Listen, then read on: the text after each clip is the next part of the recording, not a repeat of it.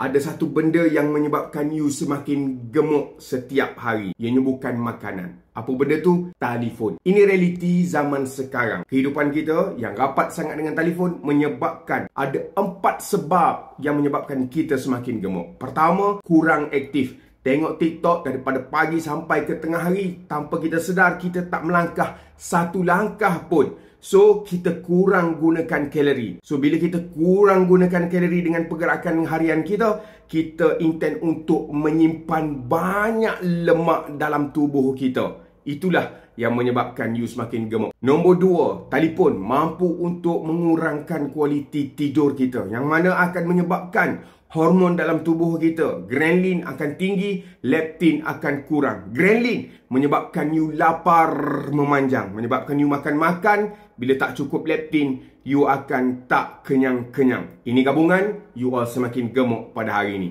Yang ketiga, you all akan jadi orang yang makan banyak. Sebab apa? Bila you tengok telefon, you all tak sedar yang you all tengah melayan snacking. Mungkin you tengah makan, masa makan you all makan bersama dengan telefon. You all tidak menghargai setiap suapan yang menyebabkan you makan tanpa sedar. Dan akhirnya habis, you masih lagi lapar, you tambah lagi. Dan nombor 4, apa yang ada dalam telefon. Bila you tengok telefon, hari-hari makanan viral akan masuk ke dalam FYP you all. Yang akhirnya you all craving nak makan. Akhirnya you order dan you makan. So tuan-puan, 4 benda ni berasal daripada telefon. So kurang-kurangkanlah menghadap telefon setiap hari. Kita sama-sama buat untuk kita menukar rutin kita kepada rutin yang lebih baik. Saranan ini bukan untuk you saja, tapi untuk saya juga. Terima kasih banyak ada dekat sini. Assalamualaikum, salam sejahtera dan